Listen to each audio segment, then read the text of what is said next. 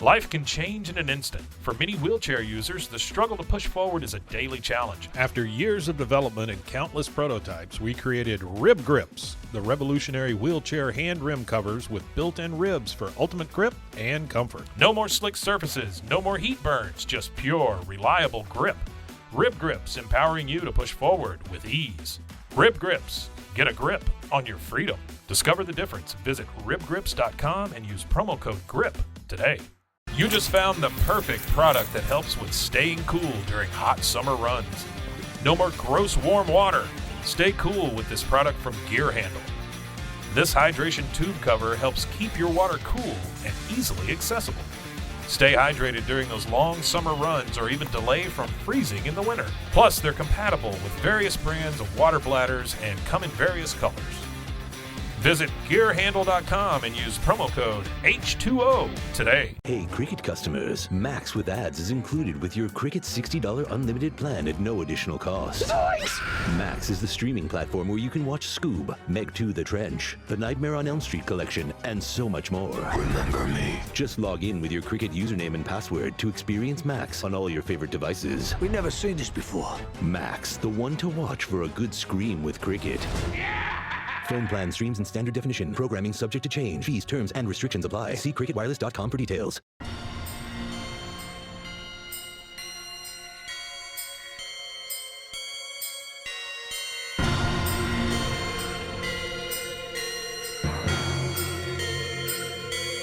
BooBaes.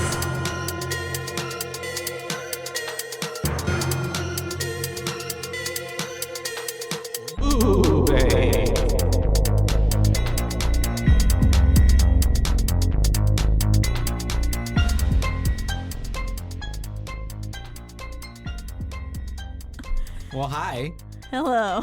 And welcome to BooBaes. BooBaes. That's right. We're your hosts. I'm Joshua. And I'm Caitlin, and we're chaotic. And we're talking about some Donnie Wahlberg. Donnie Wahlberg. Because if you see this Saw title, 2. Saw 2, continuation of our little I'm holding Saw up my endeavor. spa gloves. Caitlin's wearing her spa gloves tonight. Yeah, and my all the hands fingers are the chapped. same length. Yes, my pinky, thank God.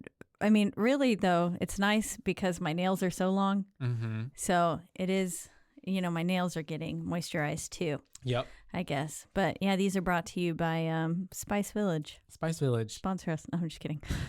No, they can. They can. I can have my own. This is from another shop, not my shop. There you go. In Spice. Mm-hmm. It's called Hinge. Hinge. Super great. Mm. Anyways, I love my small gloves. Shout out to Small Gloves. Small Gloves. Small Gloves Club. It's a condom name. Small Gloves. Small Gloves. I like Yeah. that. But Only for ironically, small people. Like Like an inclusivity, like makes, extra small condoms or something. I don't know if there's that side of the spectrum, so it could be explored. So Saw 2, 2005, direct sequel to our first Saw movie that we covered last week. But It's directed by a different human. Darren, Lynn, Bousman. But still written by Leigh Whannell. Wait, I don't know if he did write the first one. Leigh Whannell. Mm-hmm. And Bousman. But no more James Wan. No, not at this point. Bye-bye. Mm-mm. They said, get. And said, get off. Let us try it this time. Which they did. And I don't know if we mentioned all of Leigh Whannell's movies the last time we were talking about it. I don't think we did. But he works with James Wan a lot. And he did the first Saw and then Dead Silence. Oh, okay. Insidious. Insidious Chapter 2, he wrote those. And you hate these movies. Insidious Chapter 3. And well, then, maybe I don't. I need to rewatch them from this perspective, and maybe I won't. As opposed to before. But I just, I couldn't get past the Darth Maul demon.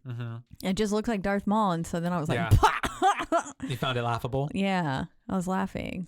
I actually got spooked whenever they did the first, behind the grandma. Yeah. And then later on, I found it more laughable when he's in his workshop and it's kind of tinkery. Yeah. It looks little kid, I don't know, not as scary as it could have been. But yeah, he did all that. And a movie called Upgrade, which is really good, actually. I've not seen nor heard of that. And The Invisible Man. I do know that one. Yeah. The new one. But we got him in here right in it. So it's a movie that has a lot of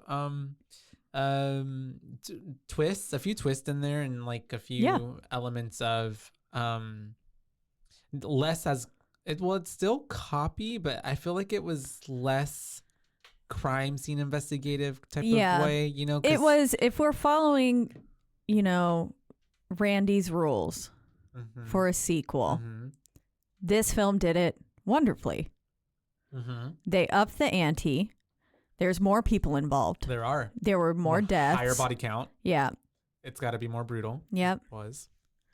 And I don't know. But I bet you this movie checked it off. Yeah. And so it starts off with we are in a trap already. With what was Michael? Was that his name? Michael. Yes. Yeah. First person was, and we're like, I liked how we were coming in and out of consciousness with him too, with the light bulbs and then that's right. Yeah. The credits and stuff. That was pretty neat. I liked that. There you go. Thank you. And then we get that first person POV. Do you want to try it? It's really good. I do. It looks just very really tart. pretty. It looks Should like give it a potion. shake. It looks like a potion. Give it a good shake before you drink Where is this from?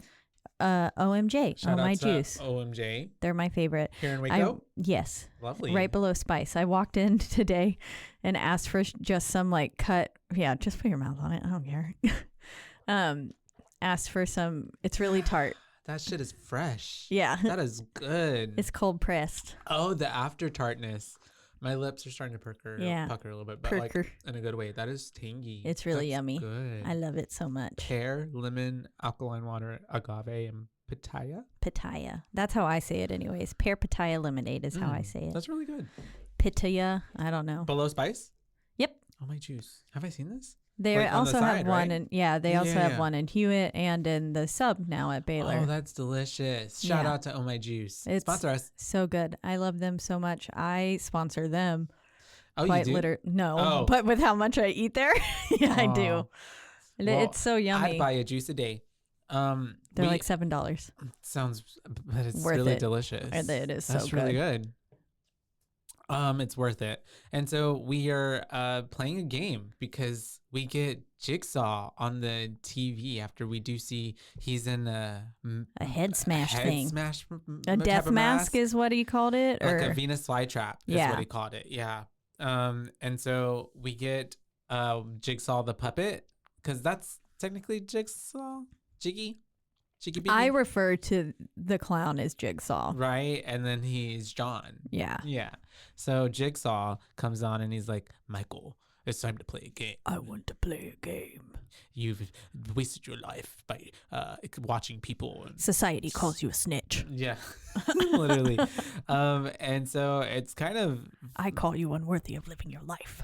It was pretty brutal. I was like, damn. Because he's showing him a video of like, this was you 30 minutes ago. Don't worry, you wouldn't have felt a thing. You were sound asleep. And he is like, I will give you one clue, and puts up that flash of the key, and it's like, here it is. I was like, LOL, here's the hint.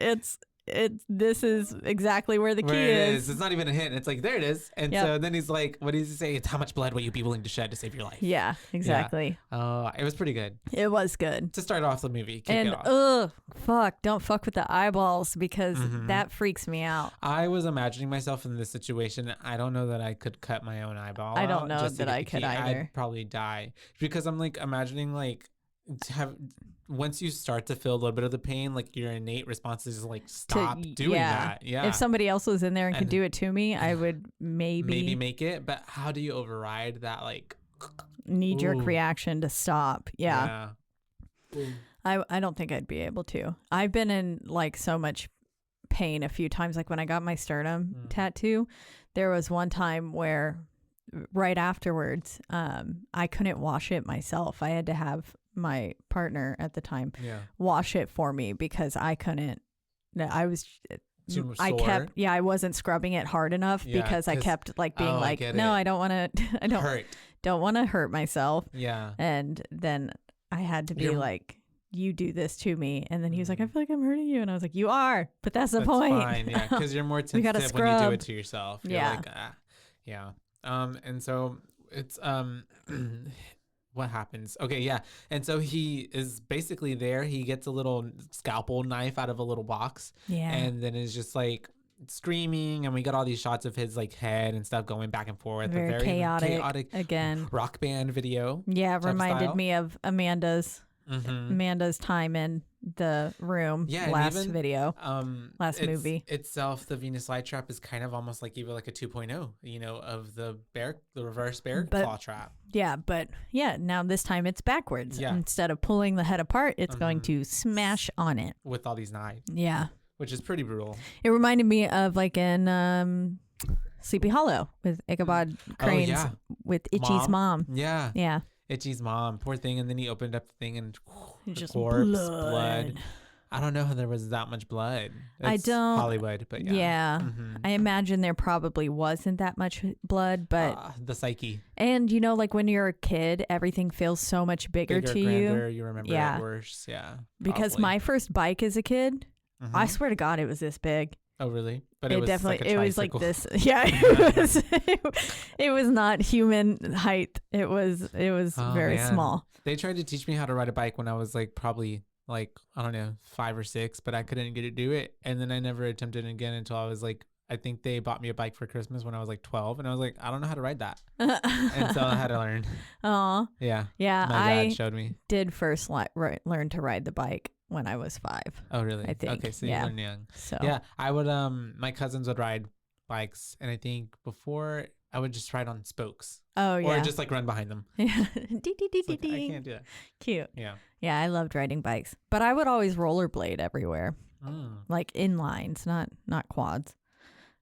That's what I would do. The first time I went rollerblading, I was like in 3rd grade. Oh. 3rd grade, because I got invited by Haley. Oh, sorry. Well, now y'all know. I don't know I don't know where this girl is. She moved away, I think, a few years after that. But her birthday party, and I went. And nice. We did skating. Yeah. Nice. It was pretty fun. That is fun. And so not fun is poor Michael still in this trap, and he's trying to get out, but he unfortunately is not meeting the deadline. But sorry, it's okay. And tick. No, I was. You interrupted my joke. I was thinking of going patent like that too, but then my tick.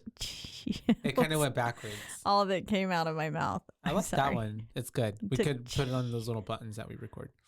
I'm sorry. It's okay. So poor thing, you know, he runs out of time, and it just snaps on his head, and you just see him fall over. I liked that shot. Yeah. It was cool. It goes with it, and then just the blood coming out, and I was like, nice. It's pretty cool. You just see his eyes through the mask, because it's essentially like a face kini. It's covering up his entire head area, and you have like just the little eye holes, mouth and eye holes. Yeah. Which was pretty. It was a pretty badass mask, pretty badass trap. Yeah. But as soon as it closes, we do get a title card after that. All that. Saw 2. Saw 2, the second one. They saw twice. We get an introduction with Donnie Wahlberg. He is walking through what looks like it's a hallway, but like, you know, it's essentially mall security, like mall prison. Oh, so, they were in a mall. Yeah. I didn't know where he was. I was like, father's picking his son up from jail. Yeah. It's jail. It's prison. It's hard time. Yeah, it was like a mall situation, like a mall prison. Oh, cop. Okay. Fun. And so he's picking him up, and they're walking out, and you can tell there's already some, like, you know, there's some tension, rebellious, maybe teenage tension, and then the dad. But there's you're better at being a cop than a father. Yeah, and he's like, I want to go back to mom's. Yeah, and then Donnie, which is his name is Eric Matthews, but I kind of just wrote his name as Donnie the entire time. Oh, I definitely wrote Matthews the whole time because you don't know him. Yeah, don't know him. He's Mark's brother. Oh, he is Marky Mark's brother. Yeah. Okay. Yeah. I was like, what? They were both in that one band back in the day, the New Kids on the Block. And they both have burger places? Well, it's the same burger place? It's the brothers. I think they even have a third brother. And I think they all like work together on it. Like all of them. They each make one burger patty. Yeah. And then I think Mark obviously makes more movies, I feel like. But Donnie's been in a few other movies as well. Hasn't Marky Mark been canceled? I don't know. Did he get canceled? I think he did. Was that recent? I don't know. I don't know, but if there's a movie that has Mark Wahlberg in it, I might see it because You like Marky Mark? I do, honestly. What was that one movie where he was like the stepdad or whatever? It's real funny. The stepdad. I don't think I saw that one. I could be confusing him with another white man. The stepdad. Marky Mark. And what's John Cena? Dum, dum, dum, dum. Yeah, he made a surprise appearance. Cameo as like a drug dealer? I don't know if he was a drug dealer. I think he was another dad. Oh, okay. I don't know. I don't think I saw that one because John Cena, I believe, does make a drug appearance as a drug dealer, but that's in, I think, one of the 21 Jump Streets. Oh yeah, he does. He does in there. Yeah. Love 21 Jump Street. That movie's hilarious. Which one's the first one? And which one's the second one? Yeah, the first one is the one with the Dave Franco guy, right? And the other people at the high school. Yes. And the second one, they go to college. That's right. Yeah. Wow, my hands feel so spod. The second one has that girl from Workaholics, the blonde chick. She's like a comedian. She's funny. Yeah. I don't know. But anyways, back to Donnie Wahlberg. Him picking up his kid. And then him, well, honestly, I don't feel like this was a good call either because he then yells at him to be like, and he's like, well, then go. And then I'm like, oh, you're just going to like let this child walk away after picking him up from jail cop? Yeah. I mean, mall cop. Ooh. Mall cop. Paul Blart. Mall jail. Paul Blart. Shout out. Mall cop. And so I'm just like, damn. So because we immediately then like it just cuts away from there. And then we have him going to a crime scene, right? Yep. Yeah. He's been called in and asked to identify a body. Yep. By what's her name? Detective something. Carrie. Her first name's Carrie, I think. But it's Detective something. Anyways, she kind of frustrated me sometimes. She did a little bit. But Daddy's Home. That's home. The name of the book. Oh, movie. What? Daddy's Home. Oh, okay, gotcha. I didn't see that one. Sorry. No, I'll have to check it out. If it's got Mark in it, I'll watch it. It was a really funny movie. I think highly inappropriate, and I think I saw it with my father, and that was a mistake. Oh no. Yeah. I was like, this is uncomfortable for me. Sex scene. Yeah, something, or like talking about like masturbating or something. Oh, yeah, that's kind of weird with your parents. Yeah. I was just depends on your relationship with your parents, but that's not mine with my parents. Yeah. Yeah. Anyways, but yeah, he's there now getting to ID this body, and he basically gets a good look at Michael. He sees it's kind of hard to detect through tell who it is through the mask. Yeah. Because then he's like, well, just let me look at his face, and then she's like, that's gonna be kind of hard because like. Look at it. And he doesn't have a face. He does recognize the tattoos on his ankles, though. On his leg wrist. Leg wrist, yes. I hate that. I love it. I hate it. I love it. Leg wrist. It's a leg wrist. We all have 2 leg wrists. And 2 arm wrists. No, you just call those wrists. Oh. Yeah. Those are specifically just leg wrists. Yeah. I like it. Sounds like leg rest. It sounds like leg wrists. It sounds like a spell from Harry Potter. Oh, Legolas? Legolas. Legris. Mount Everest. Chewbacca. There you go. That's perfect. And so he realizes who it is. He is then like, the detective lady, Miss Carrie, is trying to tell him that she like wants her help with the whole crime scene situation, but he's basically trying to deflect because he says that he already has a heavy caseload and he doesn't want to have anything to do with it. Yeah. And then she tells him to take a closer look, because it's in a book. Sorry. Oh, it's in a book. Reading Rainbow. Oh, okay. The song. I don't know what Reading Rainbow is. I wasn't a reader. Oh no. That's a movie? It's a TV show. It's a TV show. Okay, yeah. Gotcha. Anyways. Not like Rainbow Fish, right? No. Okay, that separate. Was a book. But that's the book. Yeah. But Reading Rainbow was never a book. No. What did they do on Reading Rainbow? Read you books on the TV? I don't even remember now. Oh, okay. They just encouraged you to read? Yeah. What worked? I did. Because you love to read. I do I love don't like to read. And I never watched it. So There's proof in the pudding. Full circle. Wow. And so she tells him to take a closer look, and he looks like at the ceiling, and it literally has painted in paint. Detective Matthews, take a closer look. Look close. Yeah, look closer, Detective Matthews. And she was like, she's getting mad at him because she's like, Jigsaw's literally asking for you. You can't just not come be a part of this case now. He's called you by name. When he said this isn't the first time a psychopath has called me out, I'm like, how many psychopaths have you dealt with? Like murderers like this? Or it's wild. I mean, I guess if you're a hardcore detective or something. That line of work in the big city, I guess. Oh, yeah. Are they in New York? Where are they? I think so. It gives New York. It could also be Chicago or Boston. Somewhere like metropolitan. Lots of people. Yeah. High crime. But yeah, we end up then I guess he's in like a dream, but like in bed. Yeah, and he's laying there, he can't sleep. Yeah, and he gets a memory because they're telling him to look closer, and he saw that on the still that was for the mask. It said Wilson Still. Yep, Wilson Still. And so then he's like, we basically cut to the SWAT team, and he's calling in the SWAT, and they're going to go check out the Wilson Still factory because he was like, oh, I've seen this factory before. I know that it exists. So we should go take a look.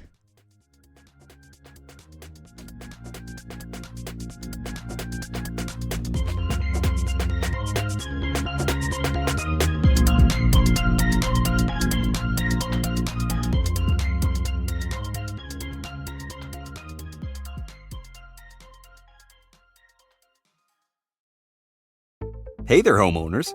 Is it time to give your yard a complete makeover this summer? Villani Landshapers, a local family-owned business, has been transforming landscapes for more than 20 years. Villani Landshapers specializes in landscape design build, retaining walls, outdoor living spaces, and so much more. Request your free consultation today and check out their gallery of residential work at villani-landshapers.com. From the host of the popular podcast, The Only One in the Room, Stash by Laura Cathcart Robbins is a propulsive and vivid memoir about the journey to sobriety and self-love amidst addiction, privilege, racism, and self-sabotage. Best-selling author Holly Whitaker calls it an irresistibly delicious story, and MacArthur Foundation fellow and best-selling author Kiese Lehman says Stash is emotionally riveting. Buy Stash by Laura Cathcart Robbins now, wherever books are sold.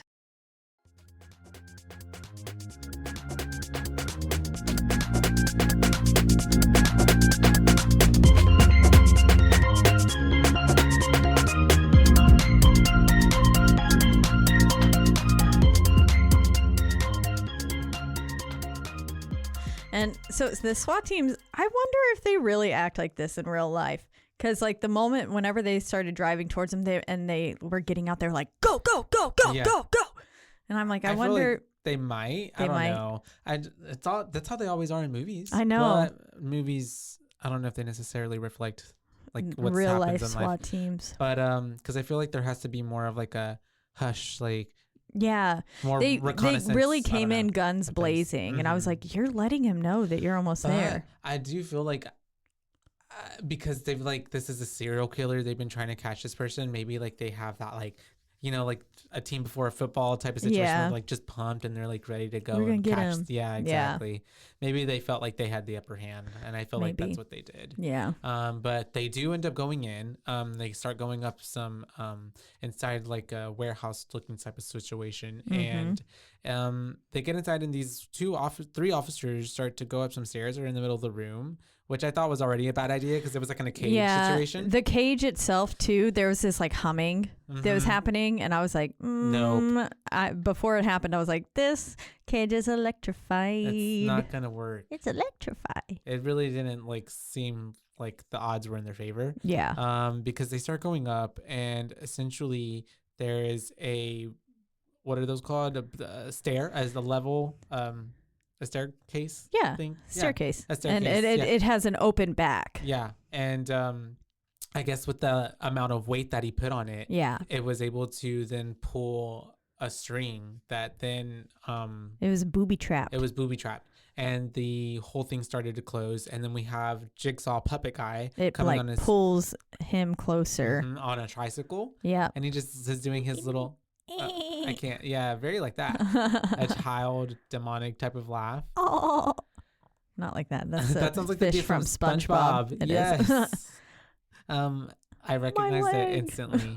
And so they end up getting stuck in there, and the poor dude has his legs like somehow he had a torture device where it like broke his legs, like both of them right in the middle of the shins. It was. And he just like kind of hobbled over and fell back. Yeah, and then they were just graphic. All getting, because then the electrifying started whenever they touch the metal of the fence. Yeah, and so then he like falls back, and then they're just all three getting electrocuted. It was pretty brutal. I'm sure the two that were on the metal, like they're dead. Yeah, the current, but he thankfully was still alive, and they were able to like drag him out as they start coming in, because also they're like, y'all need to get in here now, as you're hearing like all this commotion going on. It was wild. I was like, damn. And I was thinking like they aren't gonna make it in time to like help these guys at all. No, not at all. And those guys are dead. And so they pull them out of the way, and they are able to actually, I believe, is it they go up or they go around? No, they go up. I'm pretty sure they like don't even really pull the man out of the way. I think they're just like go over him, and they start to get to the top, and that's where we do see that we have freaking John. Yep, Mr. Jigsaw himself. It's definitely his little hideout. They find John, and he couldn't run. No, he was just sitting there with his IV bags and everything. And oxygen. Yeah, because as they even come up to him and they're like, trying to ask him to keep calm or stay there, he's like, I can't move anywhere, right? Yeah. I don't know. He's like, where am I going to go? But that happens at one point. But yeah, they do end up going up there. And I'm like already thinking at this point, like, this was way too easy. Like, well, how is this? It feels like a trap. It did. Yeah. Because I was like, damn, they really couldn't find him in the first one. Yeah, no. And then now it's like, well, even when he was really there the whole time in that game situation. Yeah. But yeah, it felt like it was just way too easy. Sorry, my throat. It made a gurgle. That was amazing. And so we have Detective Eric Matthews, and he walks up kind of very smug, and he goes to John, and he says, "Is this close enough? Is this close enough?" Yeah. Kind of to almost taunt him in a way, I guess, because he felt taunted. I love how coolly John replies. He's like, "Actually, I will need to remain here while you deal with your problem." Yeah. The problem in that room. Whenever he was like, "You're getting out of here." And he was like, nope. Don't think so. You need me here.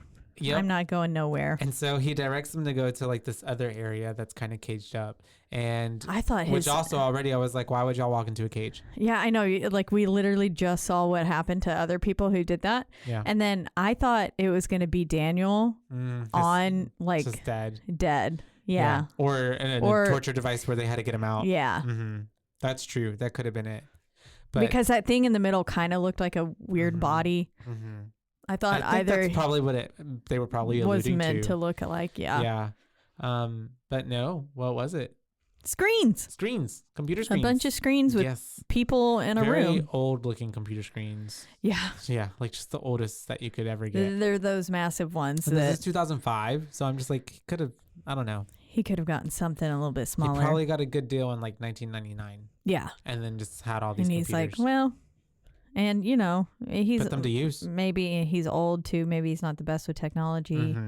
Just kidding. He totally is. Because he'd be making all those videos. He's doing everything. Yeah. He does it all. Uploads, makes different tapes, but he does use the tape player, so that it is very old school. That is. Yeah. That's true. He's a mix. He's a hybrid. Yeah. He's a hybrid serial killer. He is. With a God complex. For real with God complex. Yeah. Very like this man puppeteer. He is. Yes. Himself, I mean, he's got a literal puppet as his yeah. as his thing. Which I never understand how he gets it to like and stands up so straight and like move its mouth, and then like how it's able to like it's little, I don't know. Yeah. I don't know the mechanics. Because I mean, unless like his feet are just connected to the actual pedals themselves, and so like if he just pushed it out the tricycle, he could just the centrifugal force or whatever would work, keep it and going. All the science behind that. Yeah. And the vortex and Yeah. I don't know. The vortex.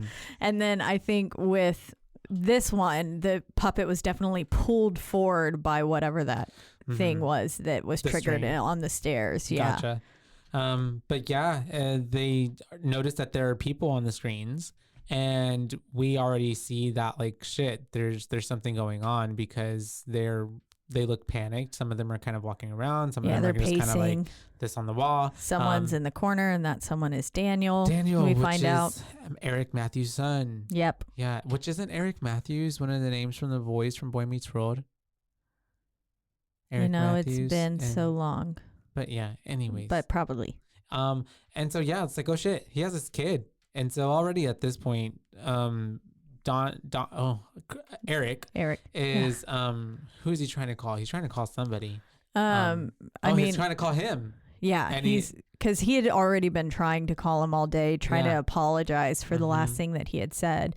And he calls him, and then this time, once he's in the room, and Jigsaw or John has left the voicemail, it's like, hello, you've reached Daniel's phone. He cannot come to the phone right now, kind of thing. Which is pretty sick already. Yeah, I know. I was like, damn. I mean, Jigsaw's really good putting in the work. He is good with technology then. Yeah. Yeah. And so that's whenever we do have all of these people in the room, and they are all freaking out. Yeah. They're going through it because, of course, they've just woken up in this place, with no memory of how they got there. I think even one of them, what's his name? I know his name. I just didn't write it down. No, not Lucas. Is it Lucas? Lucas. There's Macho Man, Lucas. Xavier. It must have been Xavier. Lucas. Yeah. Lucas, because he ends up saying like, this isn't drunk. Like, I've been drunk at parties before. Yeah. And wait, no. The white man. The white man? Who gets shot in the head.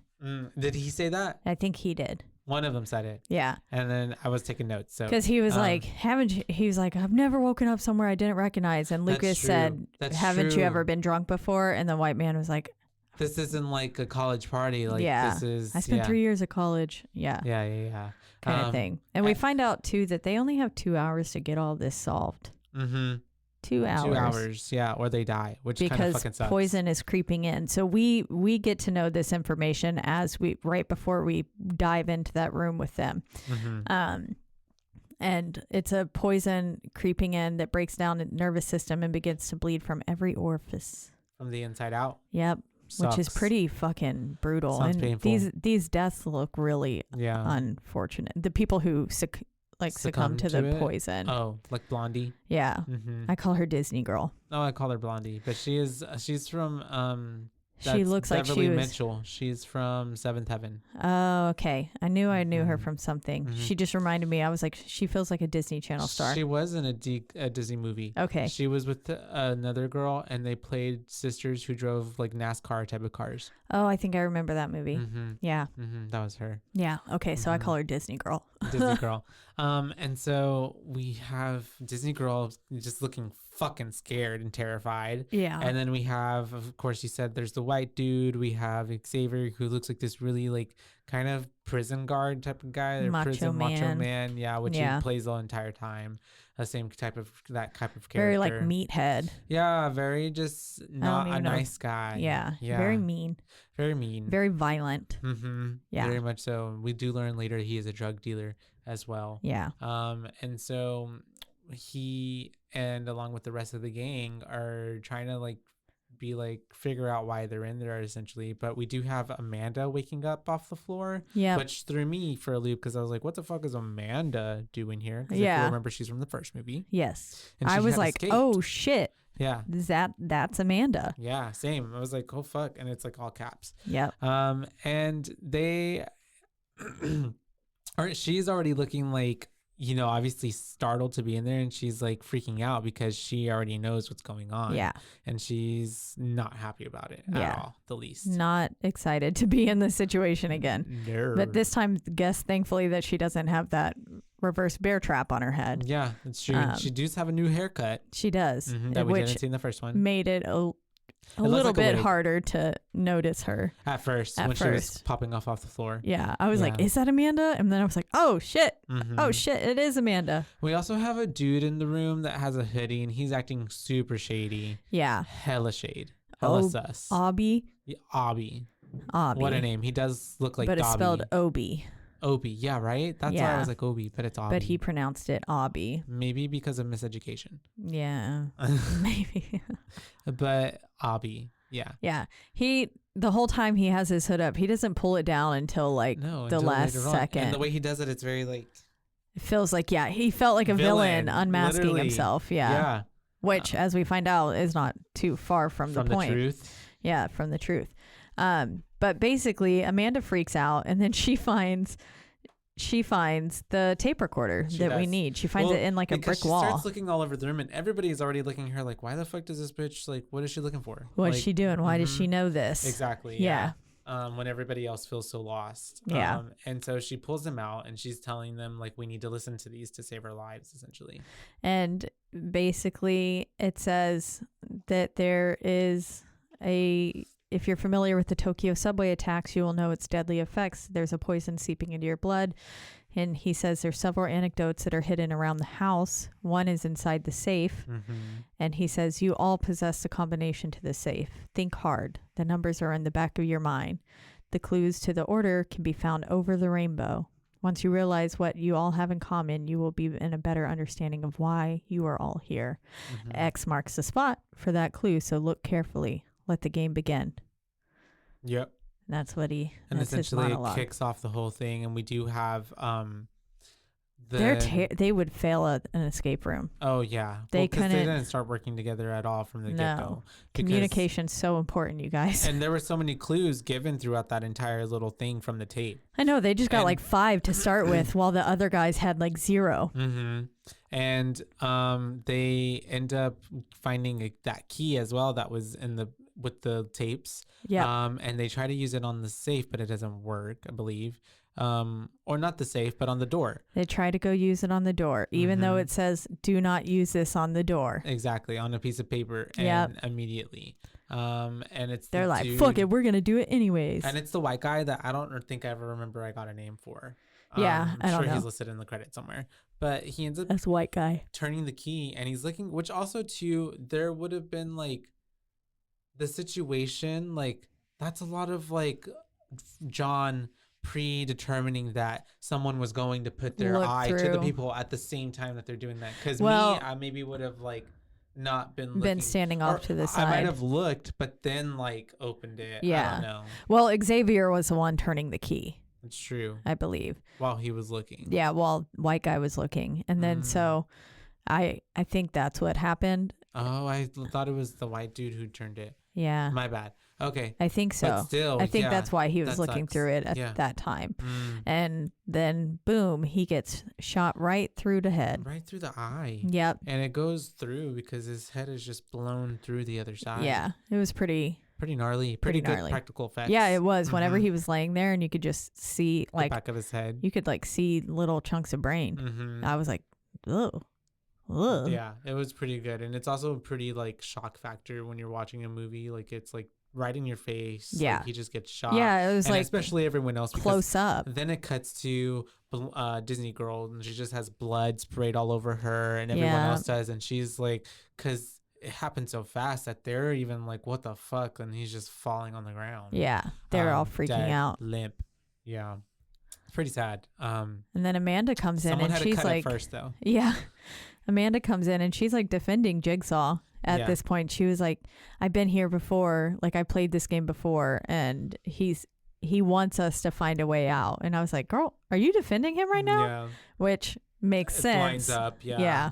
But I was like, she's also there to like kind of facilitate, I feel like, and orchestrate the game as well, since she's on the end. Like a game master. Sorry. Spoiler alert. Yeah. She's on the inside. She is. We also see that Eric is just watching all of this on the monitors as it's unfolding. Yeah. Unfortunately. And he's just like, they're just watching it all. And so Donnie goes to talk to John, and John essentially says, the way to ensure that your son like stays alive, you have to talk to me, and what's he say? Like, until the time is up. Yeah, he just says like, I want a little of your time, detective. And he's like, I just basically only want to talk to you, no one else. And until, I think it was like 5 minutes or something. It was something like not ridiculous. I don't even, yeah. And then he was like, then you can have your son. Yeah. But he kept getting up, and then they do. But yeah, we end up having him telling him that, and then he goes to tell the rest of the cops and everyone there, like, hey, he wants to just speak with me and me alone. I need to send y'all, like, not outside, but like just not. Y'all need to let me have the space with him. Yeah, essentially. Which I think even at this point, she's trying to like she's like, this has been my case. Like, I know the inner workings of how he does his thing. And she basically feels like she like has an upper hand, I feel like, at this point. And is also trying to be like the person in charge. But at this time, I believe that it cuts back to the people in the room, and they're searching and trying to get the safe open, I think. Yes. Yeah. And before that, slightly, sorry, Eric was like not wanting to go talk to him too. And I was like, boy, your son is on the line. Yeah. Like, why are you not just like, as she says, humor him? Yeah, that's right. She does. And I was just like, what the hell? And then I also like the line where he was like, I'm going to like fucking hurt you or something.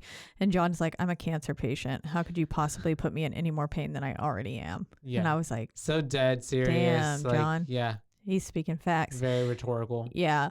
But I couldn't wrap my mind around like why he wouldn't even just give this man the time of day.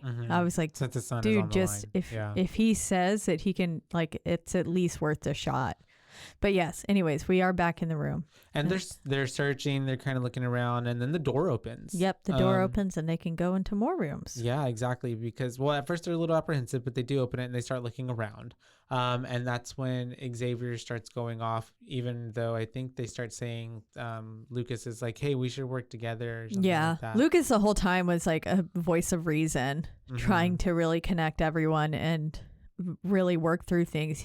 And someone else too throughout the whole thing was like, we should think back to the tape.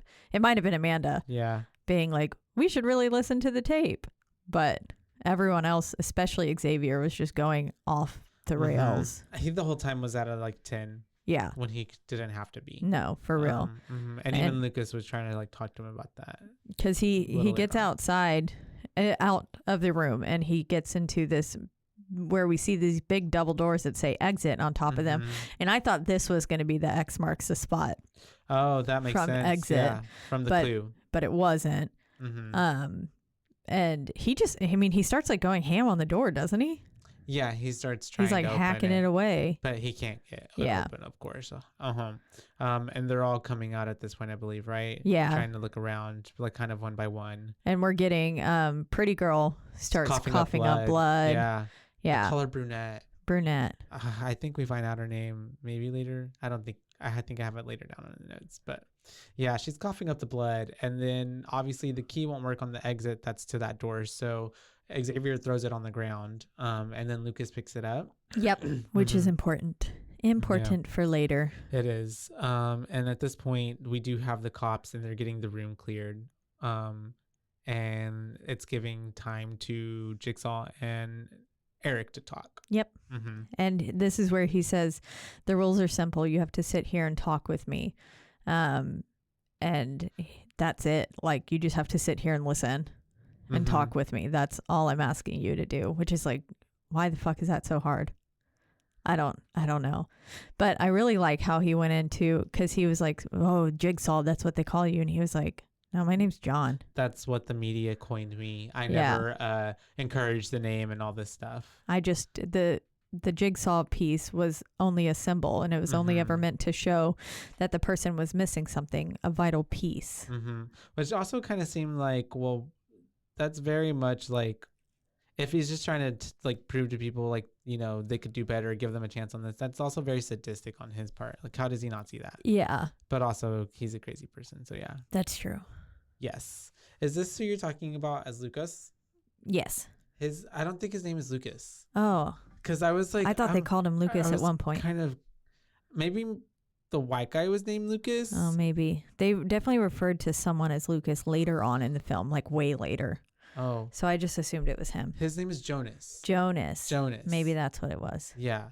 That's why I was like, wait, I'm pretty sure, but it's because I don't have his name till later on down in the notes, I think, like way later, whenever, that to the, yeah. To the but yeah, sorry. Jonas. Yeah. Okay. Jonas, Lucas, same people. Which one was Lucas? I don't know. There might not have ever been a Lucas. Had to have been the white guy. There maybe was never a Lucas, though. But remember, maybe I just pulled that name out of my ass. But the white guy from the beginning, or the white guy who got shot in the eye. Yeah. His could have been Lucas. It could have been. Or I could have just made it up. It's okay. But I was getting confused because I was like, wait, I'm pretty sure that dude was not named Lucas.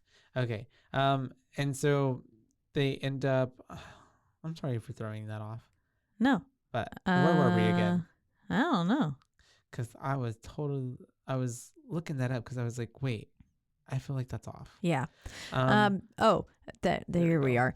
John's basically with Detective Matthews, and he asks for a glass of water, and which was very ballsy. Yeah, he was like, can I have a glass of water? And then he's like holding it out, and then it like starts shaking. Yeah, which I don't know if was the cancer or just him just being like an asshole. I think if it was trying to be like a pity move kind of thing. But then this is where we flash back to the room, and we've discovered now that 3 of them have done time because Jonas asks Xavier, he says like, oh, is that a certain prison yard tattoo? Yeah. And he was like, oh yeah. And then they were like, I've served time there as well, kind of thing. And then we learned that the other girl, was it the pretty chick? Yeah. She's also served time as well. Yep.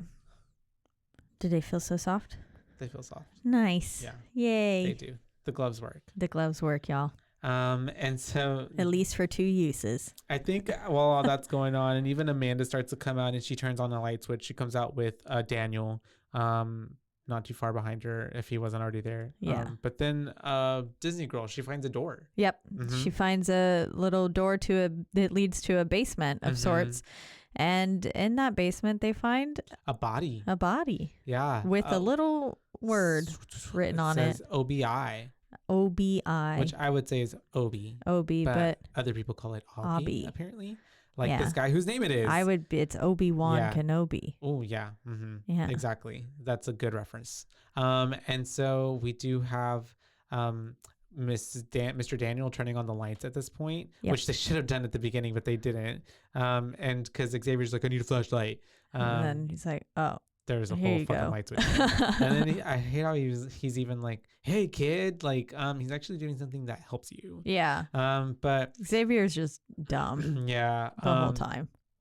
The skinny guy who had the hoodie on the whole time is like, oh, that's me. That's me. That's my name. Yeah. Yep. And then there's a tape attached to it, and it starts with it saying like, Abby, you fooled people with your lies and deceits, and even going as far as to help me kidnap these individuals to get them here. And I was like, I love how John just puts them on blast in front of everybody. Because then everybody's kind of like a little cock, like a little, their heads cock up a little bit. And then but I love how he is just so unfazed by it. He's not even like, he was like, oh shit. Yeah. He's just like, well, yep. Yeah, I did it. That's going on. And the whole tape is telling him, basically giving him some clues, essentially, and he can help. And he can essentially get them 2 vials of the antidote. Yep. And he says, once you're in hell, only the devil can help you out, which is important because whenever he's inside hell, there's a little drawing of a devil next to like how to turn it off. I just put that together. I didn't even think about that, but you're right. There's a little Satan drawn up there. Yeah, he's like a little mischievous looking devil guy. Because, and so after hearing that message, they do all kind of like, I think it's like Xavier. He's like, what the heck does he mean? What you helped kidnap us or what? And he's like, yeah, I did. Yeah. He's just so nonchalant. Cleanly, yeah. Very just, He's like, you would have done the same if you And what about it? Yeah. He's like, and you would have done the same if you would have been in my shoes or something like that. Yeah. I guess because obviously John had something against him or was using him in some way. This whole thing was part of his game. Maybe he was already in another game before this and was very much like Zepp was. Yeah. He was just a pawn. Yeah. Essentially. And so he ends up getting bucked up to by Xavier, and he has a knife pulled to him. Yeah. And after getting threatened with the knife, he like, what do you call that? Like pushes it on his skin and just like cuts himself. Yeah. Like he allows the blade to slit his neck a little bit. Yeah. And then I love how slices it just a bit. Everybody in the room is like, my bad. Everybody's like really shocked. Yeah. By him doing this. And even what do you say? He's like, if you're gonna threaten me with a knife, you might as well cut me. Yeah, something like that. Yeah. And then after that, they all start turning on him. Yeah. Very quickly. Because what's her name? Disney girl remembers, oh, now I know why I knew him. She remembered him as being the last person she saw before waking up here. And she was like, I was kidnapped. And I was like, girl, all of you were kidnapped. Yeah.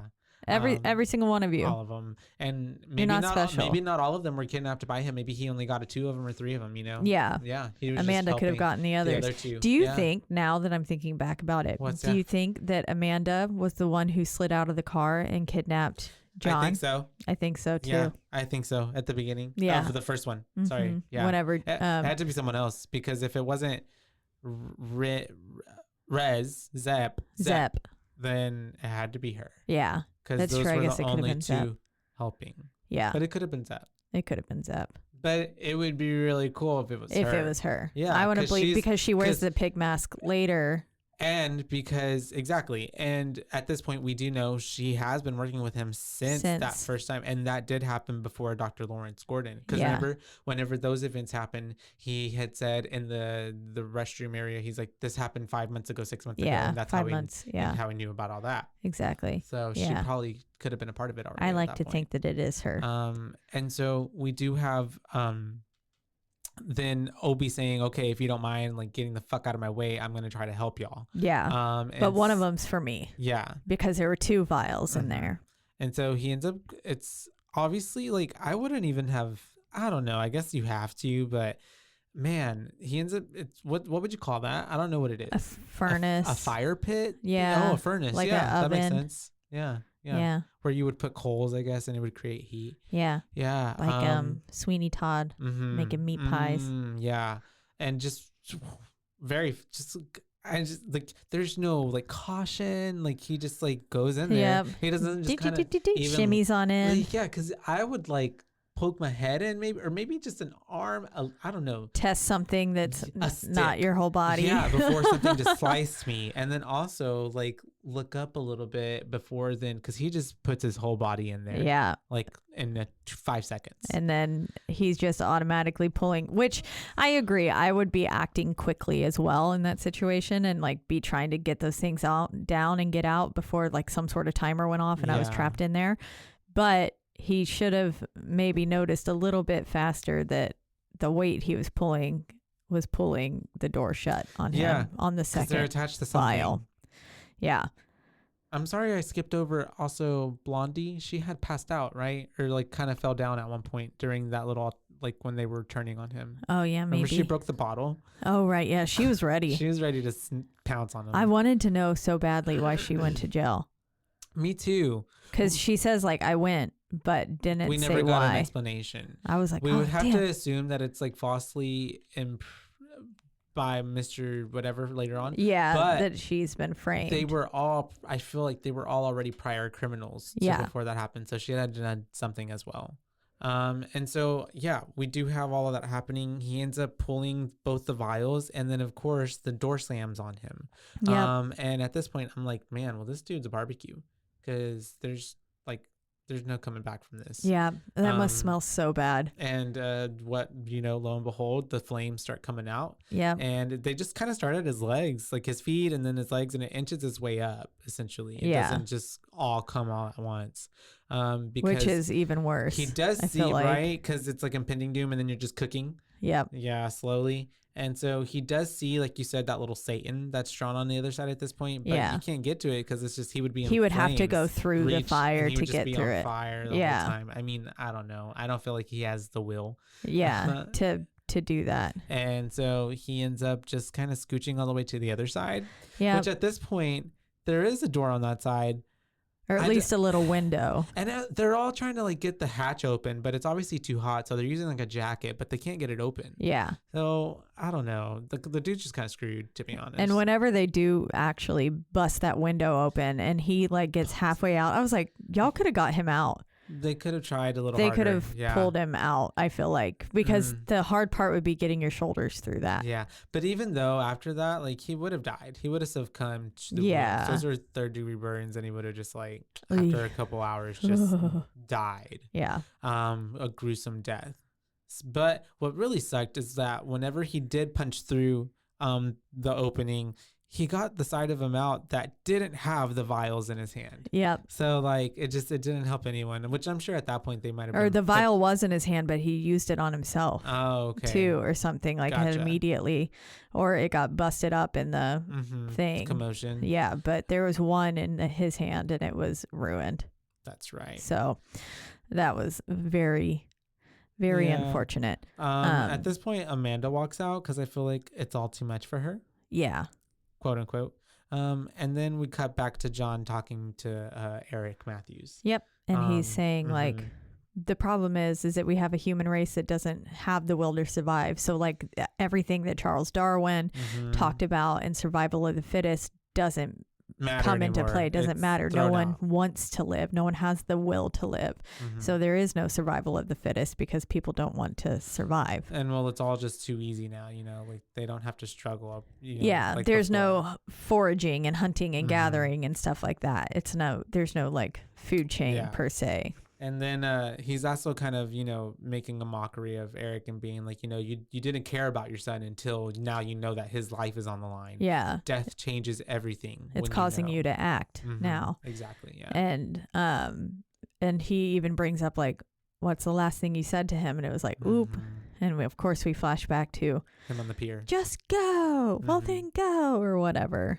And it's like, eek. Yeah, pretty awkward.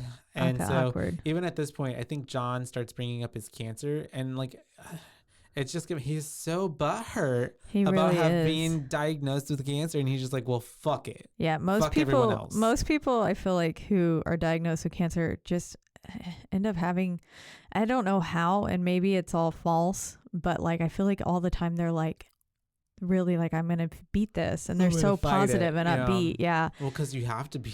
Yeah.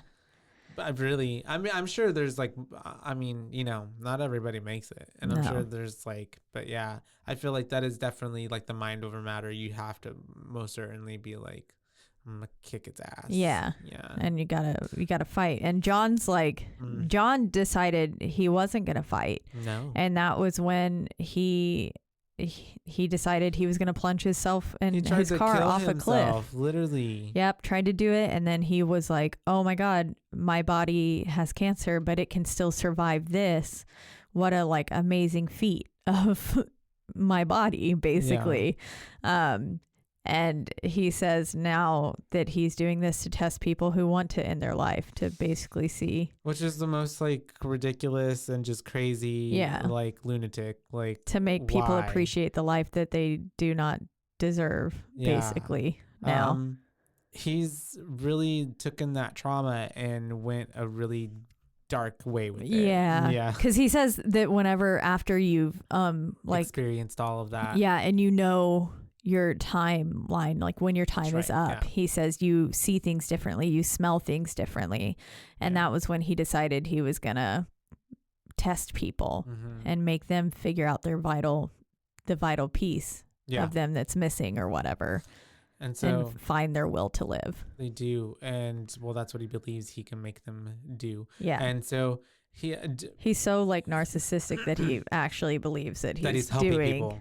A good thing. Yeah. Never mind the fact that he's fucking them up. Very Thanos. Yeah. But we end up having, I believe Eric is like going back to talk with the other Copperoonies. But at this point, every time that he walks away, because John keeps saying, don't forget the rules. Like, don't forget the rules. And so essentially I'm just like thinking, like, every time he gets up and walks away, like he's not following the rules of him just telling her, you need to sit here with me and just talk to me. You're just supposed to stay here and listen. Exactly. And then he was already breaking the rules because he had a walkie-talkie. Because he had a walkie-talkie there the whole time. And obviously John knew.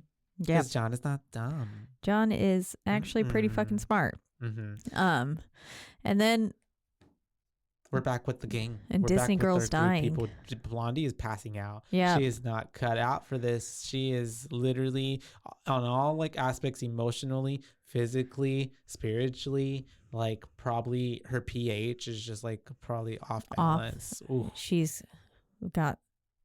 going downhill. Yeast very infection. Fast. Well, and all the chemical, what is it? A poison? pH, The balance. Whenever you say pH, I only can think of vaginal pH. That's what I meant. Okay, you did. Vagina. Good. But I don't know much about vaginas, so Do buttholes have a pH? No, I don't think so. Oh, interesting. I don't think there's a pH any butthole. pH. I will look into it. We'll put a pin on that. Yep. And so you can look at my butthole. You maybe find out. Okay. What do they have? Don't they have test strips? You can put a test strip up in there and see like what where it you comes pour out it as. to see if it's like for too acidity acidic levels or basic. Yeah. Okay. Anyways, and so we do have whatever Miss Amanda being weird because Daniel's trying to talk to her, but she's kind of being shifty, and then she starts talking about how like why she's there. She tried to kill herself. Being very nice to herself. Yeah. She tried to kill herself, but then she tried to kill herself, but then she resorted to being a junkie, and then she went through the whole thing. But then after that, she ended up just cutting herself, and so that's why she's back here. Yeah. And then the whole time we figured out that she was falsely imprisoned for possession, or she went to jail for possession. I think she said she was falsely imprisoned at this point. And a cop put her there. Yeah. And then he framed her. Exactly. And he's talking to her about his dad, and he almost mentions his dad's a cop, but he's like, my dad's just a real hard ass. Yeah. And and she was really trying to prompt him to do it so that way they could all realize that he's Detective Matthews is the reason that they're all there. That's true. But of course, she obviously knew that. Yeah, she did. But then we flash to Macho Man Xavier trying to open the trap door. Yeah. What trap door? There's a trap door. Yeah. He's trying to get into a room. Yeah. He's trying to get into this room. And then as soon as he goes into it, because there was no lock on this one. There was no lock, but obviously they're like already telling him like, hey, you probably shouldn't even go in there. And then he tries to push it, and then finally he does get it open, but we do see that it's attached to a string, and it pulls, and then it starts a timer. 3 minutes on the clock. That's all we got. Fucking Xavier, because this is for him. 3 minutes saved the world. He gets a little tape and he starts to play it, and we're already like, we've got like 30 seconds already gone, I think, by the time they start playing the tape. Yeah, I was like, damn, he didn't really give them much time at all. No, not at all. Because the tape says, you've been a drug dealer, you've made your money of making other people offering hope to the desperate. Exactly. So now it's time for me to put you to the test of seeing you can do the same thing. Yeah. And he basically, at the same time, Daniel found underneath the bed like this hole in the ground, and it's a pit full of syringes. Yep. Used needles. Yep. I don't know if they had drugs or anything in them. Maybe not. Maybe I'm or something. Guessing not, because Amanda was remarkably not high. That's right. Sure. Yeah. Yeah. That also had to have been a lot of drugs. Yeah. Because there's thousands. I would imagine thousands. Yeah, there had to have been. Because the thing is so full, and that's like a thing. I don't know. Yeah. Like whenever she hit the ground or hit the pit, this moment there wasn't even any, because poor thing. He says on the thing on the tape, he's like, it will literally be like trying to find a needle in a haystack. Yep. And he's like, you will have to go through this, Xavier, and come out alive and better and whatever. And no, Xavier doesn't have to, because what does he do? He immediately grabs Amanda and throws her into the pit. He fucking threw her in. Oh, dude, this is one of the most brutal like scenes I've ever seen, because I know you see the reaction of everyone else, like, oh my God. And she's even like, no, she's no. thrashing. No, she's like get me out of here. The way she just falls in, and you just see all these needles just stuck in her. Go through. I don't know how they pulled that off because it looks very real. It did look very real. I don't know how they pulled that off. And maybe it was. Literally. She went through it all. She's a method actor. But it's really sad because she's just in there, and she's at this point a team player, even though she's on both sides of the team. But she's just like thrashing and throwing these needles and trying to get to the key, which I'm assuming she already knew where it was anyways. Yeah. And I don't think that she was assuming that he was going to throw her in there. No. Yeah. I don't think they planned for that at all. They did not account for that. That was a really big wild card. Yeah. And so she's like, fuck. And so she's trying to get the key. I think he's even like yelling at her, and she's like, shut the fuck up. Xavier, which obviously it's due. But she does end up finding it. She does. Mm-hmm. And then she just tosses it up. Of course, Xavier doesn't get it. He's like 1 second too late. This is the most like maddening thing because it doesn't. He drops it at one point too. Yeah, as he's trying to get it in. Get the keys. And get the goddamn keys. Made her keys. go through all of that, and he's not. And even he didn't able even. To open it. Yeah, couldn't even pull through because there was an antidote behind there, right? Yep. Yeah, and so it's at this point, even though I was already very suspicious of Amanda, I'm like, fuck, that is fucked That really up. sucks. That is oof. And then I think we get even more info that the blondie, everyone's been in jail for something. That's where she comes in talking about that shit. She's like, you 3 have been in jail, we'll make it 4. So have I. Yep. And she offers no information. Yeah. But we're back with the Copperonis, and they're talking to the detective lady, who kind of sucks. Yeah. That's and what I wrote. She is like, she comes up with the brilliant idea of threaten to destroy his work. Mm-hmm. And like he's relishing the opportunity to be studied. Mm-hmm. And I like how Matthews doesn't really question this at all, because then he just goes in there and he's like, just fucking starts destroying it. And God damn it, yeah. The way that John's just like, okay, yeah, destroy all the evidence. Go ahead. I don't give a fuck. He's like, you're being a really bad cop right now. Like, you should have kept that for evidence. Yeah. Yeah. He's just calling him on his shit. And it's like, yeah, you're right, John. Yeah. You're 1000% right. And so that's whenever we do have John now being like, you know what? You're a bad cop. And you know what? These people are all in this room because you falsely imprisoned them. Yep. You were a dirty cop and you planted evidence to get your whatever it's called. Your what's it called up whenever you get people imprisoned because that's your job. Your numbers. Yeah, your quota. Something. I don't know, but that's how he did it. And how savage John was whenever he says, you're the sort of person whose wife leaves him and son hates him. Yeah. I was like, damn. And savage too, because he's like blowing all this information on him, which I'm sure cops know about all the dirty shit that goes on, but like he's just like in front of all his cop buddies, and like even that detective bitch at one point was just like, sorry, she's not a bitch. Detective lady Carrie was at one point, she was like, when did you stop being a good cop? Yeah. Like earlier in the movie, you know. Mm-hmm. I guess they all thought he was a pretty good cop, but no, he was putting people away falsely. Yep. Yeah. Pretty rough. Pretty abusive of power. Yeah. Yep.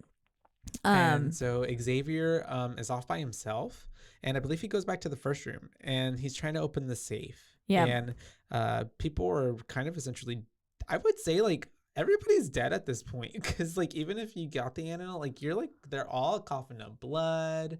They all seem like they're going through it. Yeah.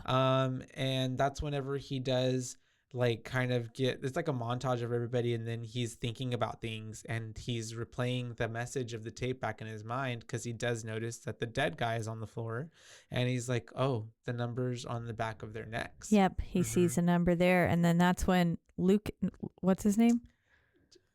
Jonas. Yes. That's when Jonas comes in, and Jonas is like, he walks in, and then Xavier's like, turn around, and he's like, what? Yeah. No. Like, no. I'm not gonna turn around. So they start fighting. And Jonas is already trying to like, be like, you know what? I've got enemies on the outside, but like we could be friends. We need to figure this out together. And Xavier's like, nah. I'm gonna kill you. Yeah. And they're going back at it. And essentially he does end up getting the upper hand when Jonas thinks that, I guess, Xavier is still on the ground, and he's kind of like coughing a little bit. And Xavier gets him in the back with the Negan bat. The Negan bat, which I guess did we mention earlier? He had found that Negan bat. Yeah, that was how he was busting up the door, the exit sign and stuff like that. Exactly. And then while that's happening, we have Amanda, Disney girl, and brutal death. And brunette with Amanda and the brunette and finding the X marks the spot too. And poor thing finds it just in time to die. Just in time to die. She convulses and then she is out. Yeah. It was very kind of sad. Yeah, she succumbs to that pretty bad, fast. And then they're all just kind of like, well, fuck. And even at this point, because they do find the clue, we see that it was like a picture frame where the glass was shattered in an X formation. And so she pulls it off, and on the back of it says father and son. Father and son, yep, with a little photo of them. Daniel and Eric Matthews. Yep. And the brunette pretty lady is like, what the fuck? I can't Tell me this isn't your dad. Yeah. And he's like, it is. And she's like, I can't trust any of you. Yep. And she walks off. I guess she's going to do this on her own. She was like, it's on you two now. Yeah. And I was like, okay, and I'm like, bitch, you're still in here. Like, what are you going to do by yourself? Exactly. Might as well work together at this point. At this point as well, we do have Xavier going back and going to Obi's body, and Obi, and he saw that he was number 11 on the back of his neck. And at this point, Amanda grabs Daniel, even though he thought she was leaving him, and she's like, we got to get the fuck out of here because Xavier's on the run. Yep. Because he's calling for them. Yeah. And he sounded demented. Very scary. Like when that psychopath in the movie is calling for you, like, ugh. Caitlin! Caitlin, get over here now! I don't know. Go on, get. And we do have him checking out Disney girl. Her neck is 8, the number 8. And then what happens next, Caitlin? Oh, I can't believe Daniel dropped the photo whenever he was running off. I was like, are you kidding me? You dumbass. Yeah. Why would you do that? Oh, and also Blondie, her name is Lori. Lori. So we can at least give her R.I.P. R.I.P. Lori. Yeah. To Lori. But then we're back with the cops, right? Yeah. After what did you just say? How Xavier comes up to them and Amanda's like, "Do not run," and then they just like bolt. Yeah. Yeah. Yeah. But do not run. But then they're back with the cops, and Matthews is gonna like basically kill John. Yeah. At this point, he's losing his mind. He's lost his patience at this point. Yeah. So he goes and he's like, you know what? No more nice cop. Let's fuck shit up. He's tossing him around like a rag doll. Just a little boop, boop, and then boop. At one point, he grabs his finger and just snaps it really breaks easily. It. Like, he does. I imagine he's a rather frail man at this point. And so he's going through all of that. He's beating him the fuck up. And then our flashes are starting to get quicker now in between the cop world and the people in the house. The trap house. The trap house. Literally. And then we're with Brunette. And she is finds a room, and it has this glass box that is suspended with 2 holes cut out at the bottom, and there's a syringe in the middle. Yep. Which already you could tell she was pretty like loopy, like she wasn't thinking coherently. No, the poison's definitely affecting her. In your right mind, like, ooh, this is a no situation. You don't put your hands into that box. Because if she would have paid attention just to look at like where the openings are, like it's shards of mirror that are stacked in a way that they come down where I don't know how to describe that, Caitlin. Do you know they were like in a spiral of sorts. Yeah. So that way, whenever it was laid flat, but whenever you put your hand in, it like went in smoothly, but if you tried to pull it back out, you can't. Especially if you have both of them in. Yeah. Like maybe she kept one out and then tried to do it. But it's like tire spikes. Whenever you go over them one way, you can go over, but then whenever you try to go back the other way, it pops your tires. Oh, really? Got it.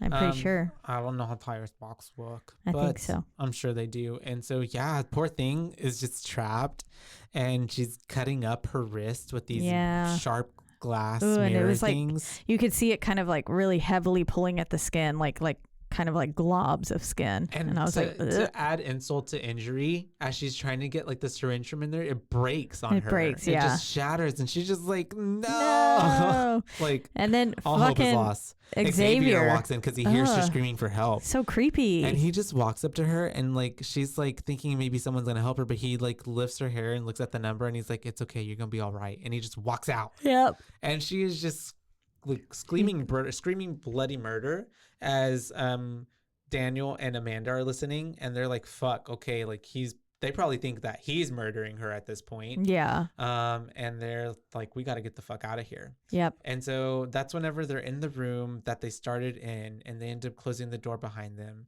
and they are able to wedge the Negan bat in order to like stop him from coming in, even though he's like pretty strong. Yeah. And at the same time, Amanda's finally she's noted, she knows everything about this fucking place.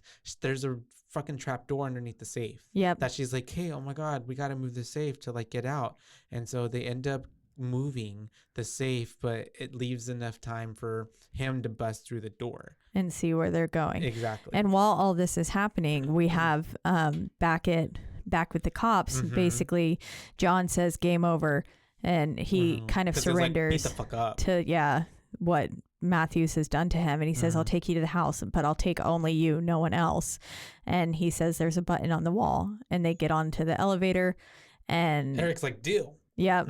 And then they're going down, they get into the van, and then they're driving off. Yep, they're driving off, and then of course at that time kind of car like scene, like the first one. And at that time, the people who finally fucking made it there to lock the location of where the video feed is coming from. The IT people. They finally make it, and they get that it's 237 North Hyde Crest. But as they're going back, then that's when all that stuff is happening. To John directing Eric as well. Saying last house on the left, which is a reference, to Wes Craven's, I believe. Yep. And so then we have Xavier trying to get into the room still as they're doing all that and move the safe. That's right. And then we have them finally getting through that little trap door. He ends up going through it. Oh, and I guess, they did need the key, which was in...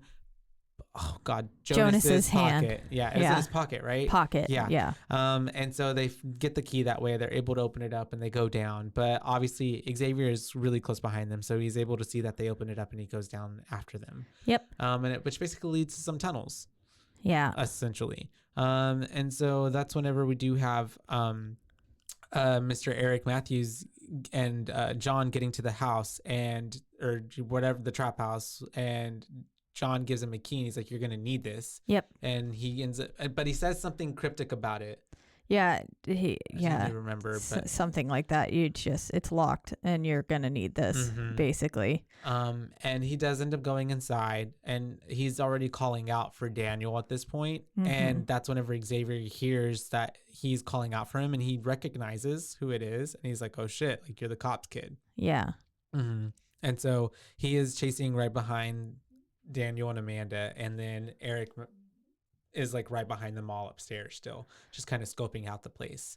And then we also have the SWAT team getting there, but I believe it's at a different time in reality, because basically, or by that point, I think Daniel was never in the house. No, he wasn't. Yeah. Because it's the same time. So with Matthews being there, I don't know if Daniel was in the house really.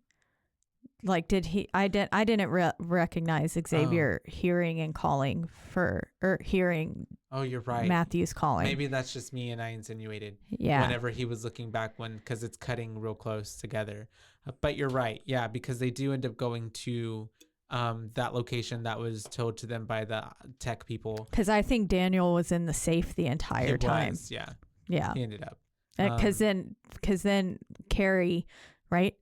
Carrie, the detective. That's her name? Yeah, because she's talking to the SWAT team, and she's like, I can't see you guys. And they realize that the footage isn't live. And so, like you said, it was pre-recorded. So then they're like, what the fuck, thrown for a loop. And Eric Matthews is down there as well, kind of going through everything. And he's retracing their steps, basically. And so we see them running through the basement, boiler room looking thing, which we realize is where they were in the first film, whenever Tap was, right? Tap? Or was it Trap? Detective Tap? Tap. Tap. Yeah, was chasing Zepp and stuff through. It looks very reminiscent of that. And then they end up being in the fucking bathroom. In the OG bathroom.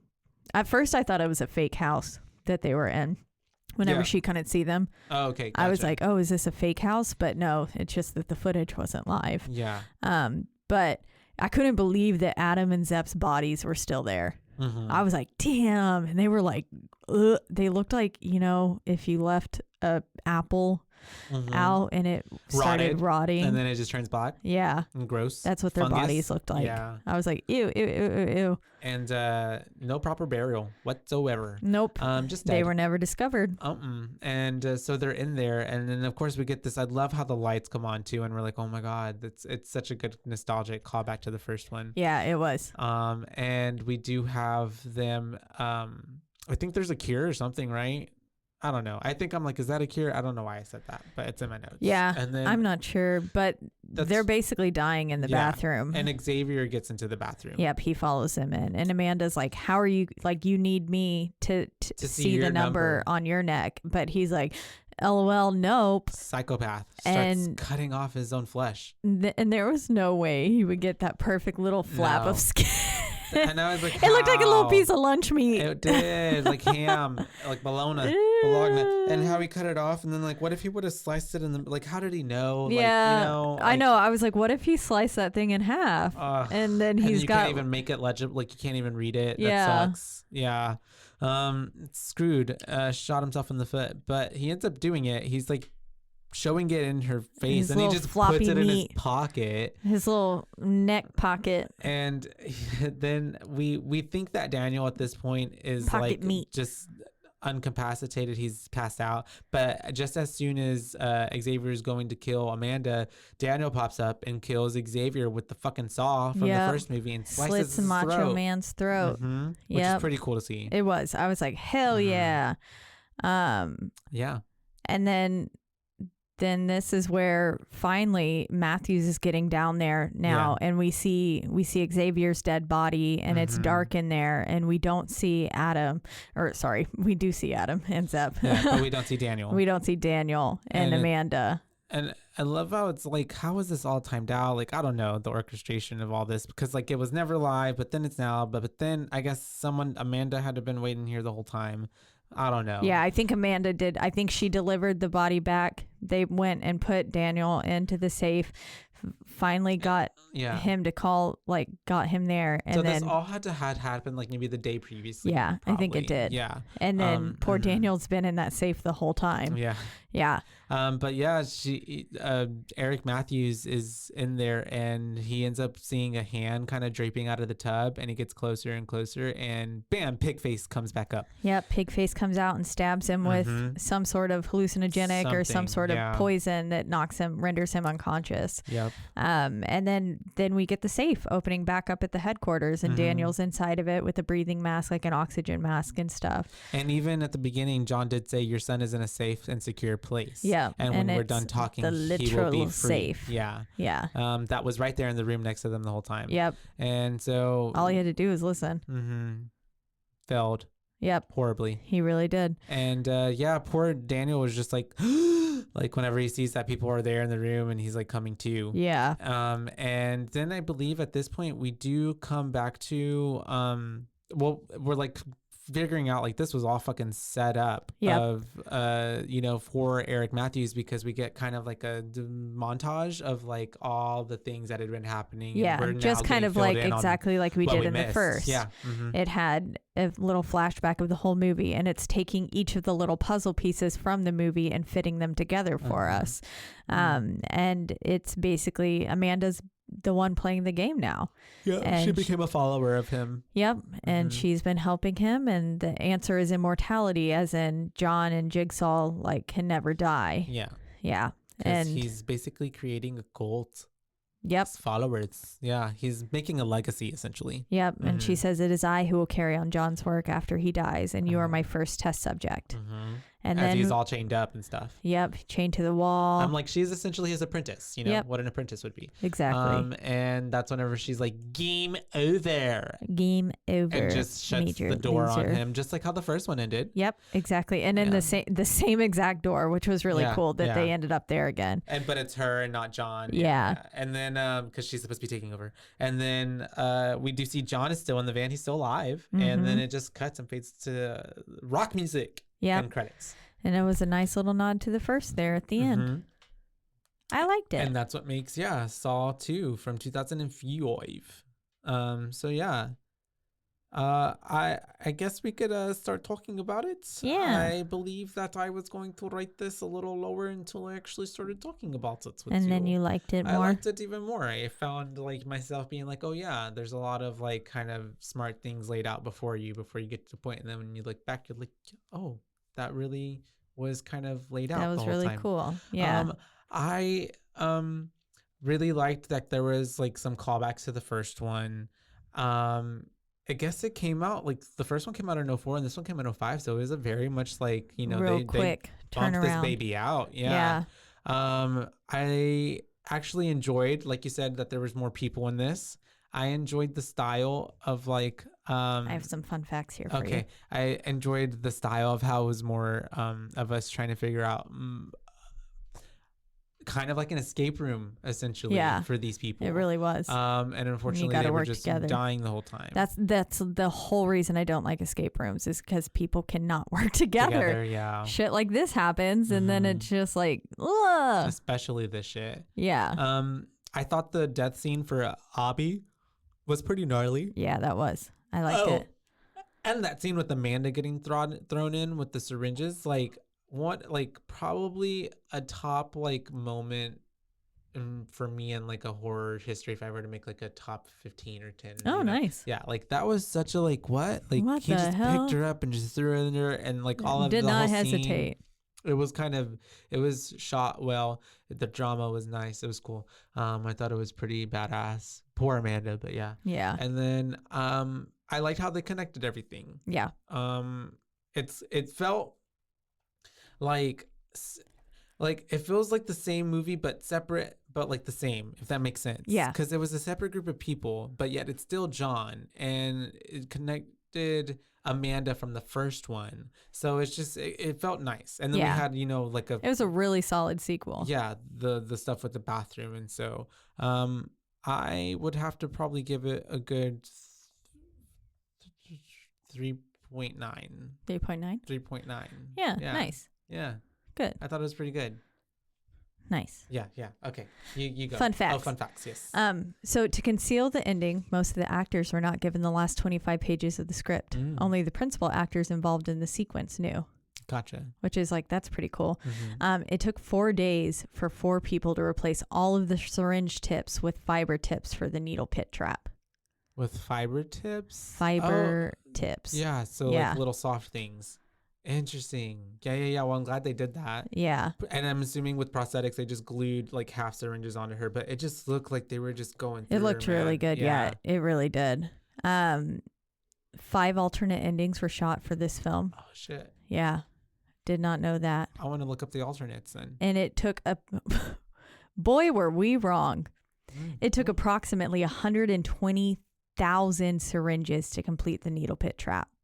Jesus. 120,000. And I just said, what, 1,000? Yeah. Yeah. We were like, maybe 1,000? 120,000? 120,000 bro. 1,000 syringes to complete the needle pit trap. I don't ever say bro, but like that made me say bro. That's a lot. That's a lot of syringes. Gelatin and a little water were added to the needle pit to make the syringes more movable and slippery as well. They replaced all those fibers with the 120,000 needles. Yeah, I guess that's why it took 4 people 4 days. Damn. That's what they were probably working straight. They were. Jeez. The whole movie was shot in 25 days, by the way. Oh, wow. And all in one building. I can see it. Yeah. Which I can definitely believe the one building thing. Type of situation. Yeah. Which is really neat. And then they had to recreate the bathroom scene, obviously. It wasn't a like saved set or anything. At the same time. Yeah. But yeah, I think I liked this one more as well. Yeah. I don't know. Saw 1 was really good, and I gave Saw 1 a 3.5. I think in my mind this morning I was like, I feel like this one's a 3.5 as well, but I want the world to know that I like this one more. But I guess I could give it a 3.75 for that. Yeah. But overall, just like you talked about, the drama and how well connected and interwoven like the storyline was from the first to the second was really solid. And I did like that they upped the ante a bit. It wasn't just complete like torture porn, basically. It still had a really good storyline, a really solid storyline that made you involved, and they did a good job of fleshing out most of the characters to where you cared for them. Like, I mean, even Disney girl Lori, she had such a like kind of minor role, but when she died, I was like, damn, I feel a little sad. She didn't help the group or anything at all, but it was really sad because you could tell she was like really going through it. Like, poor thing, nobody deserves to go through any of this, you know? Yeah, but she was really, really not handling the situation well. But yeah, you get emotionally attached to all the characters, and you want them to survive. And I like the twist with Amanda. Yeah, I really liked the twist with Amanda, because while I was suspicious of her, like protecting or kind of defending Jigsaw at that one point in the film, I still wasn't really expecting her to be in on it fully. I thought that she like fucked up again and then was just like, okay, I know how to play this game. But whenever she was like, JK, I'm the new Jigsaw, I'm the one doing it. I was like, oh wild. Fuck. And then to think about the fact that maybe she was doing this even for the first film was really cool. And I like that idea a lot. We'll have to watch the third one to figure out if there's more to it. Yep. Which we are. That was such a weird. Yep. Yeah. So what would be your boo rating? 3.75. Right, solid. Okay. Yeah. 3.75 and a 3.9, giving us a 3.8. Yeah. From your boos. I thought it was a pretty good entry into the, I guess, series that we're about to continue watching. You feel more excited about it now? I feel, I honestly didn't. I mean, I was pretty middle of the road with it. Like, I wasn't like, well, no, I was excited because I haven't seen them. But what I guess I mean is I kind of thought they were going to be maybe worse than what I thought it was. I actually was genuinely entertained. Yeah. You know, what is this a movie that I feel like I'm going to go back and watch this 10 times? No. Yeah. But I was entertained. Yeah. Yeah. It got you easy. It was an easy hour and a half. Yeah. I honestly really like that too. Yeah. And it's pretty, like, again, just like we talked about for the first movie, every ounce of this film was drove the plot. Yeah, exactly. Which is always a lovely thing to have in a movie. But as always, we're in the lovely Rogue Media Network studios. That's right. They take great care of us. Yes. And you can listen to us or any of the other amazing podcasts they have all in one central place, and that is at RogueMediaNetwork.com. I love it. Trademarked. And then if you would like to not listen there, you can listen on two major podcasting platforms, biggest two being Spotify. That was a mess of words coming out of my mouth, but also Apple. Word vomit. And then wherever you do listen, don't forget to rate, review, like, and subscribe. That's right, because that is the only way we can get ahead in this world. And then if you have thoughts on Saw 2 or Saw 1 or any of the other films we covered, or if you've got listener requests, we are still doing those just on the second Thursday of every month. You can reach out to us on our one social media platform, and that is at BooBaes Podcast, BOOBAES, because we're your BooBaes, not your BooBabes. That's right, and it's on Instagram. Oh yeah, I did that backwards. Well, I paused. I didn't say it. Oh my I'm God. Messing up this time really bad, okay. And I'm messing you up. No, you never mess up. It's okay. This is all part of the flow. It is. Everybody knows the outro. Yeah. And y'all know what it is. You know what it is, you guys. Please hit us up. Let us know. We want to hear you and your interesting movie likes and dislikes. Yeah. And let us know your thoughts on Saw 3 and we'll read it aloud. Yeah, for sure. But until next time. Until next time, you guys. Bye, Baes. Bye, Baes.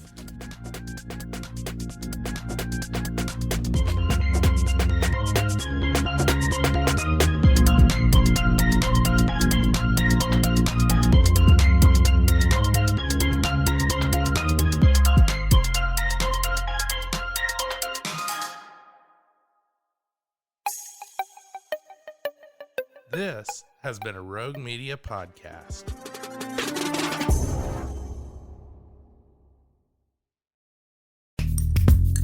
Are you a podcaster? Let's talk podcast hosting. Are you tired of your current podcast host? Need real support in a community that gets it? At Rogue Media Network, we offer top-tier podcast hosting services to help you thrive. From hosting and distribution to dedicated support, we've got you covered. Starting as low as $25 a month. Join our community of passionate podcasters today. Contact us at hello@roguemedianetwork.com.